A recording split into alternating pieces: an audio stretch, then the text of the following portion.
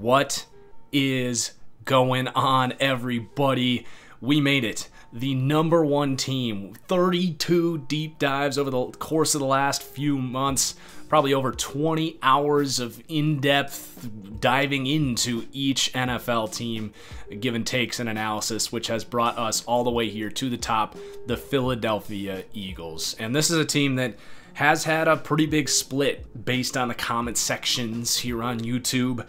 Well, you know, that's fine. If you see a team that has a beaten and broken quarterback that can't stay healthy, a team that was only able to win 9 games last year, that's fine. That's your prerogative. Me, I see a very similar team to what I ranked first overall in last year's power rankings. A team getting an MVP caliber quarterback back healthy, coming off a contract extension, in camp, healthy for the first time in over a year. A team that is just 14 months removed from winning the Super Bowl with a backup quarterback, and then was still talented enough without their starter to still win a road playoff game. And a team that has one of the best general managers in Howie Roseman, that has built not just the most talented roster probably in the NFL at each position, but one of the deepest as well.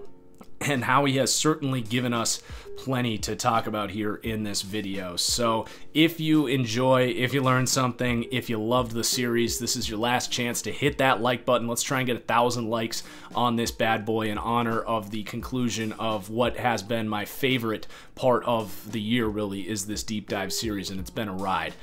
So if you're new to the series, what we do here is we go through the roster, we rank each position, how they stack up against the rest of the league.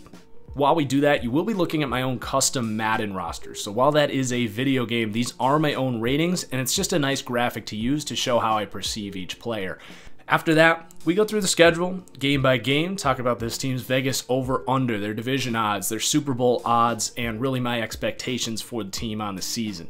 Make sure you guys subscribe, because in a couple weeks, I will have my official hard predictions on the season, including my playoff takes and my picks for MVP and all of that good stuff. Also, if you want another way to support the channel, if you're shopping for tickets, use promo code ThatFranchiseGuy on SeatGeek. That's where I buy my tickets. You get the best prices there anyway. If you want a way to support this channel, it's very easy. Use promo code ThatFranchiseGuy on SeatGeek, and you'll save $20 in the process, and you can really help a brother out. So let us get into it here. We got a lot to talk about with this roster. Let's start about the big conversation here, the quarterback. So Carson Wentz, to me, those that have been around this channel know that I am a big believer in Carson Wentz as an elite quarterback, as one of the 3 or so faces of the NFL as I look about 5 years down the road. He was the single reason I was so confident 2 years ago picking this team at 66-1 to win the Super Bowl, coming off of Carson Wentz's rookie season. And I do believe that if he was not injured at the end of that season, he would have been the consensus MVP. And to the people out there that think the Eagles would not have won the Super Bowl if Carson Wentz did not get hurt, that's just ridiculous. And to the people that think that Nick Foles is a better quarterback than Carson Wentz, well, maybe I should just put a link for NFL Game Pass in the description, because you clearly do not know what you're watching. Carson Wentz as a quarterback has all of the elite arm you look for. He is accurate downfield. He's not top 5 accurate, but he is certainly, you know, it's not a concern. His ability to not just break sacks and elude pressure, but to sense the pressure and know when and how to, you know, use his feet to extend plays is absolutely elite. His ability to throw on the move is elite. And his processor, you know, it's not Tom Brady, he's not Drew Brees, Phillip Rivers, but he's a very smart quarterback and is only going to continue to get better inside. From what we saw in the Nick Foles time here, is an elite system with great playmakers and really nice play calling here. So Carson Wentz, to me, is going to come in tied for 5th in terms of quarterback play. If we walked out of next season and most people were in agreement that he is a top 3 quarterback, despite the fact that most people really seem to want to hate on Carson Wentz, I don't really know why that is. I don't know if many people will consider him a top 3 quarterback because of, I don't know, his injury history or the fact that Nick Foles won a Super Bowl here. I don't know what it is, but believe it or not, Carson Wentz is an elite quarterback. I rank them tied for 5th at quarterback. Now behind him, they do have some pieces. They have Cody Kessler. He has started NFL games. You know, he could Nick Foles his way into being, you know, an operator of the short to intermediate passing game. They've got Nate Sedfield here. A lot of Eagles fans believe in him. You know, I tweeted out a couple days ago, you know, a reminder as we head into NFL training camps that just because your quarterback goes 5 for 7 and 70 yards, a touchdown and no picks in every fourth quarter of every preseason game does not mean you have one of the best up-and-coming young quarterbacks in the NFL. You know, Nate Sedfield to me falls in that category of a training camp preseason guy that is going to be good against vanilla defenses, against college level, you know, not NFL level players. But once the lights shine the brightest, he's not a guy that you're going to rely on. He is a backup quarterback at best, which is fine. And then they also draft Clayton Thorson in the 5th round. He was an intriguing guy. He was really on my watch list heading into his final season at Northwestern. A guy that wasn't even a full-time starter at Northwestern. He had his job kind of thrown back and forth, but he's a really big guy. His arm isn't exactly what you look for with a guy that size, but he is very mobile at that size, and his ability to throw on the move is pretty impressive. So his comparison is an extremely poor man's Carson Wentz. He's going to do a decent job there, learning there under Carson Wentz. Could be the long-term backup to Carson Wentz and a, you know, system-friendly guy that can really operate the same stuff, obviously not to the degree of, but in a similar fashion to Carson Wentz. So some quarterback depth there as well. We have seen this team, you know, be able to continue, obviously, with a backup quarterback that went on and won the Super Bowl with a backup quarterback in Nick Foles. So let's move on to the running back position. You want to talk about depth, man. They got a ton of names here. Let's try and get through them at a nice pace here. So they're going to come in tied for 17th. This is going to be the definition of a running back by committee. So they go and trade for Jordan Howard. A lot of people were shocked by the trade value there. Was, what, a 6th round pick, a 5th round pick? He's a good running back between the tackles, but he's a guy that when he's on the field, you know you don't really have to put your best coverage guys on him. In fact, you don't really have to worry about him much at all in the receiving game. So while he is very effective between the tackles, he does kind of, you know, show your cards, if you will. So he's a good player. I like getting him in a situation here where he doesn't need to be the feature back. He can be, you know, a short yardage goal line guy here. Then they bring Darren Sproles back. He's going to play a role as a 3rd down receiving guy, along with Corey Clement, who is kind of like a bigger James White in a way. I do like Corey Clement. He actually does some things nicely. You know, he can run you over in space. He does have nice hands, he's a good route runner, takes care of the football, but does kind of lack that consistent edge that you look for in a true 3-down back. And then they draft Miles Sanders in the 2nd round, who they're hoping can be that guy that does give you that edge as a plus 3-down back, and he has that upside. This is the guy that filled in for Saquon Barkley at Penn State, and throughout the season, a lot of people were like, oh, this is just that guy that's filling in for Saquon. Well, turns out he was a really talented player in his own right, just wasn't playing because Saquon Barkley was there, and he really was under the radar, one of the best running backs in college football last year. Just killed it at the combine, a freak athlete, really high upside player. I think this team's going to have a really hard time keeping him off the field, despite all of the talent that we just mentioned. I do think Miles Sanders could be kind of similar to what we saw from like Alvin Kamara in his rookie season, in that you know, they had a bunch of guys there. They had AP, they had Mark Ingram in New Orleans in Kamara's rookie year, but they just couldn't keep Kamara off the field. He was too talented. I think that there's a case that that's what we see with Miles Sanders. Has the same thing to a guy like Kamara, and that he very consistently made the first guy miss, which was really impressive. Then you have Wendell Smallwood. He's fine, especially as your 5th running back. Like, he's a good athlete, whatever, though. You've got Josh Adams. Kind of liked him coming out of Notre Dame. They got a good price on him as an undrafted player. He's good between the tackles, can catch the ball a little bit. Like, again, him and Smallwood are just kind of depth in case you have injuries here. I don't think they'll play a whole lot. And then you do have Boston Scott and Donnell Pumphrey, who are both kind of similar to like Darren Sproles, who they see as that kind of scat back type of guy. So tons of depth here. You don't have that star 3-down back yet, unless Miles Sanders totally breaks out. Now, if Sanders does reach the upside of an Alvin Kamara, oh my God, this offense, man.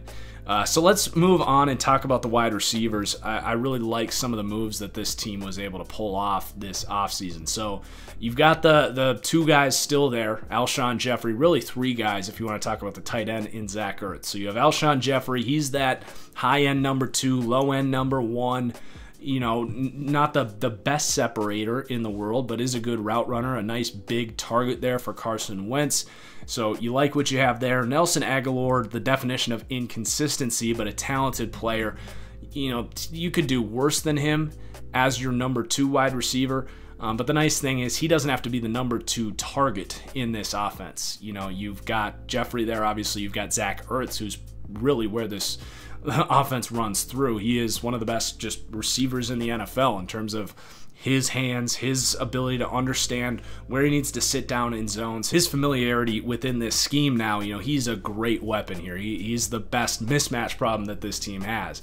You bring in Deshaun Jackson here. This is what we talk about with Howie Roseman, and what makes him so special is he's as good as anyone in the NFL as general manager of targeting guys on the back end of their contracts, giving up a bag of peanuts and bringing them in and getting production from guys on, you know, back ends of their contracts, guys that are on the decline that aren't, you know, going to have the leverage to sit there and ask for a contract extension. A guy like Deshaun Jackson, a guy like they've done on the defensive side of the ball with Ronald Darby, Timmy Jernigan here, even though they did end up paying him. So they're very good at doing that, and this is going to be another move that really helps this team.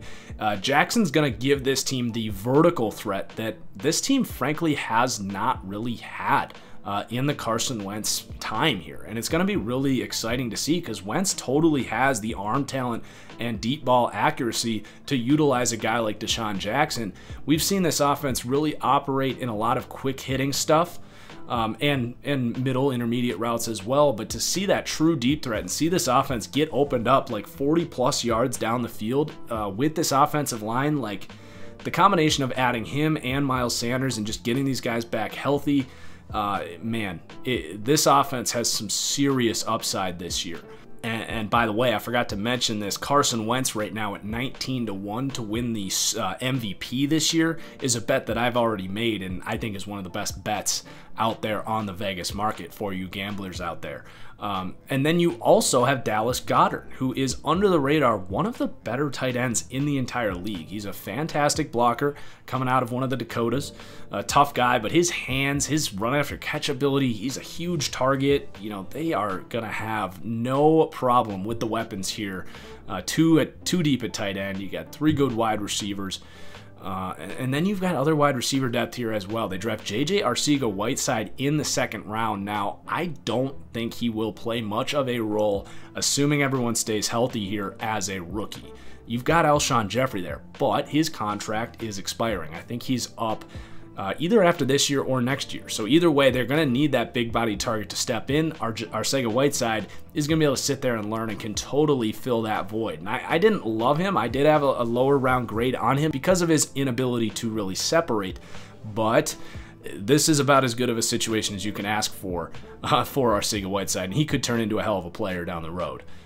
It does drop off after that. They've got Shelton Gibson. Mac Hollins, a 4th round pick in 2017. He's a little stiff. He's a contributor on special teams. He'll make the team. They bring in Charles Johnson, a veteran who killed it in the AAF. Braxton Miller, we all know about him. I don't think he can really play. They've got pieces that are going to compete here. And then they also have some tight end depth with Richard Rodgers. I think he's very overrated and is more of a practice squad caliber guy than anything. But the wide receiver room as a whole, incredibly deep, very talented, tied for 6th, and definitely something I consider to be an upgrade from what they had last year. And then you have the offensive line here, tied for the first offensive line in the NFL. I thought the Andre Dillard pick at left tackle was one of the best picks in the entire draft. I caught a lot of flack from you Eagles fans when I said that this team, their number 1 priority heading into the draft has got to be getting a tackle to be the long-term replacement to Jason Peters, because that guy is not Hal Vaitai. He is not a starting caliber tackle. Despite what you might hear out there, he just doesn't have the foot quickness to be a starting caliber tackle. He's fine as a backup, but he has been a weakness when he's had to start here. So they secure tackle for not just this season, but the future. Because Jason Peters will start, but he has dealt with serious injuries over the last 2 years, and he's like 4,700 years old. Like, he probably will not play the entire season. So to get Andre Dillard, who to me was arguably the best pass-protecting tackle prospect in the last 5 years, and I have no idea how, A, he fell as late as he did in the draft. I thought he was a top 12 to 15 pick lock. But just the fact that the rest of the NFL let the Eagles get him, like the Texans specifically, just unforgivable. And it's almost insulting that the Eagles were able to get him. A fantastic pick. And they have established now with Lane Johnson, Andre Dillard, and Carson Wentz the building blocks for elite play for years. And that's just the Howie Roseman effect right there. Lane Johnson, either the best or the second best right tackle. You know, Mitchell Schwartz graded out better than him last year. I would still probably take Lane Johnson, to be completely honest. So you're just star-studded at tackle. At guard, star-studded with a guy like Brandon Brooks. You do have questions at left guard. It's going to be Isaac Suamalu, Steven Wisniewski. You do definitely have questions there at left guard. Matt Pryor, does he kick inside? Jordan Mailata, former rugby player. Like, they're going to have a competition there. And, you know, sometimes we say you're only as good as your weakest link. Suamalo is not the worst guard in the NFL. He just doesn't match the star power that you have at these other positions. And he's certainly going to be helped by the fact that you do have those players. But then you have Jason Kelce, who, you know, I've been doing my top 100 players for next season. Jason Kelce made the top 70. One of the best centers in the NFL, right there with a couple other guys for the best, you know, pullers and downfield blockers in the league. He's such a great athlete. They do such a good job getting him in space on screens and power runs and just letting him go light dudes up. So this offensive line is elite and tied for first and is absolutely going to help this team do what they want to do. The fact that they were able to secure the Jason Peters question mark, which to me was a question mark. Not that I don't think he can play, because he can, but the injuries were such a big issue there, and you get just a stud there at left tackle in Andre Dillard. So the offense as a whole going to come in second. And we haven't seen this be that explosive, you know, top 5 offense necessarily. We've seen it be a very good offense. But this team has not had the stability that they have set up for this season in the Carson Wentz era. Their first year, they lacked the weapons. Their second year, it was a very good offense. I don't think they had quite the offensive talent that they have here. And then, of course, Carson Wentz got hurt down the year. A reminder, Carson Wentz was the MVP of that season before he went down, though.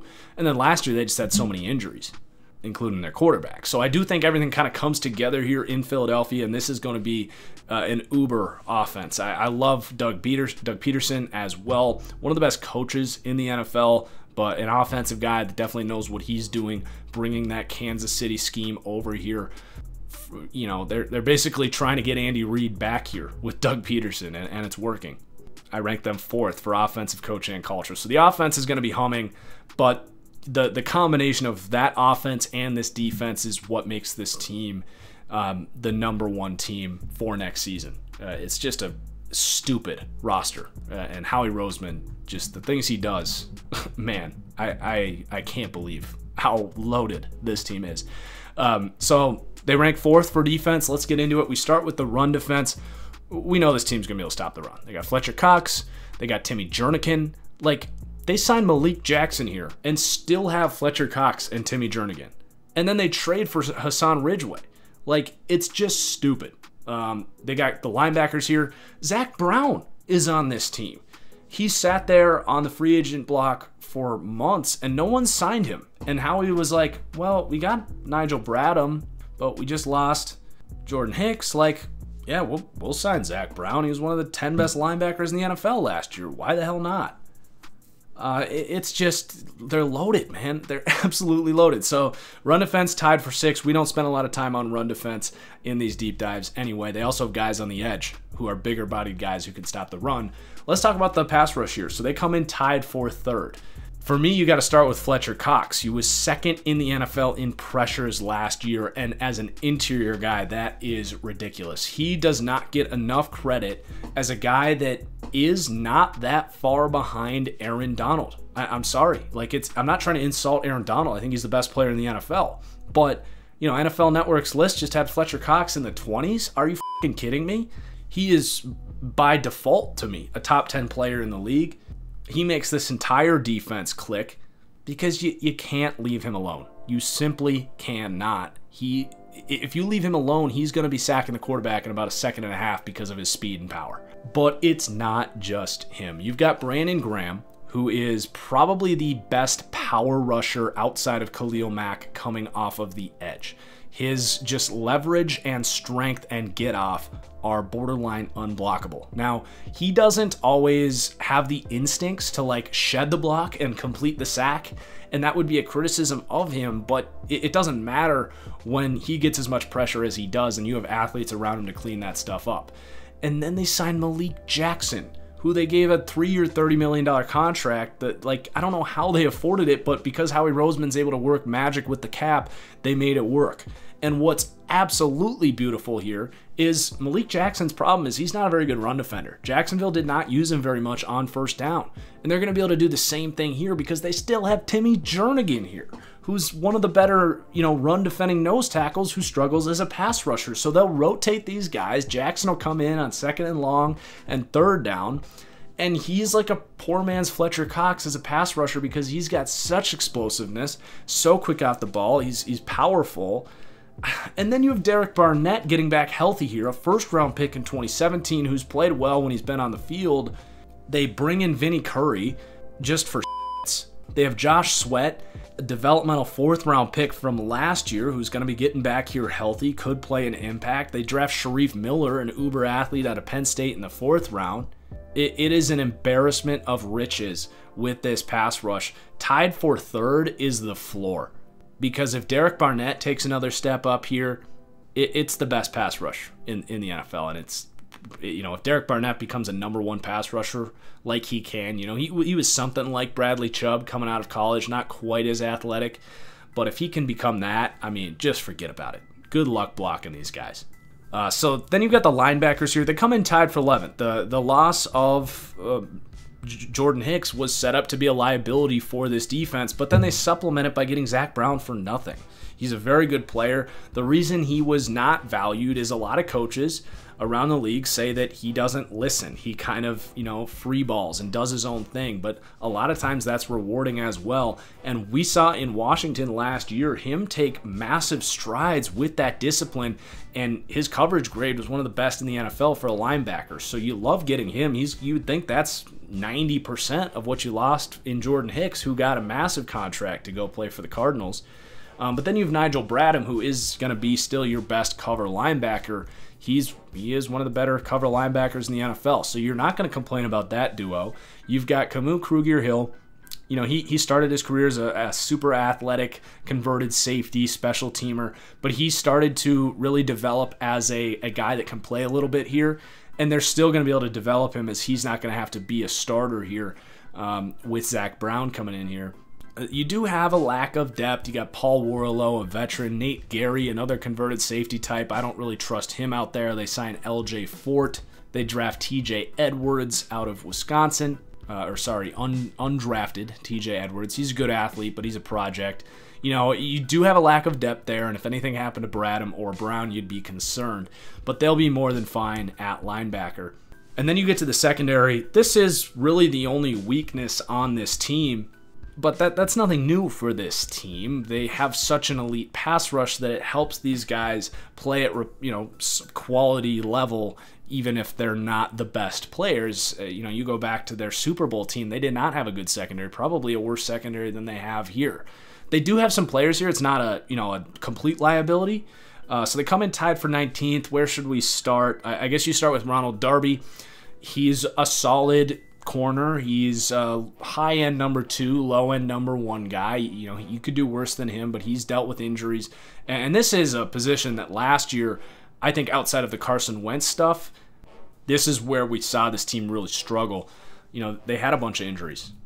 Ronald Darby did miss the second half of the season last year. So you're getting him back healthy here. That's a big boost to this team. You know, they had a bunch of injuries here. They really had to rely on like street free agents down the stretch.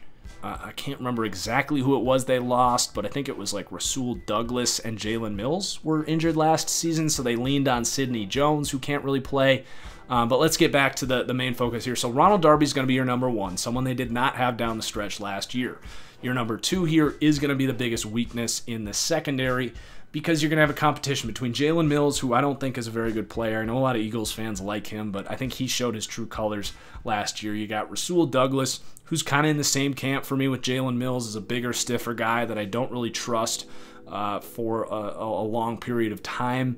They sign Orlando Scandrick, a veteran who can kind of play, but not going to be a strength by any means. They have DeAndre Hall they brought in from Chicago, and Sidney Jones just has not been the player he was in college. So the biggest weakness on this team is that number two corner. You do have, though, Avonte Maddox, a elite rising slot corner. I really like him. He even had to step outside last year, and maybe they do go with him on the outside. I sound like Eminem out here. But, you know, you got competition at that number two corner, but that's going to be the question mark. And I bet that's exactly what opposing teams are going to target, is that number two corner, whether it's Douglas or Mills. But then you do have really good safeties here as well. Malcolm Jenkins, not getting any younger, but still a borderline top 10, top 12 safety. I've always been a huge Malcolm Jenkins fan. Just his versatility as a safety.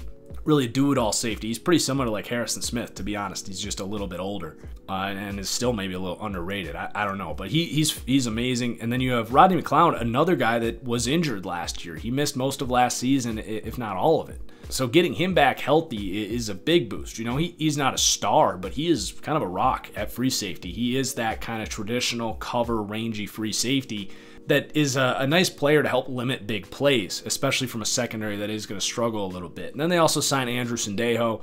You know, he's fine. He's getting a little older. Minnesota decided to move on from him. He's good depth, strong safety.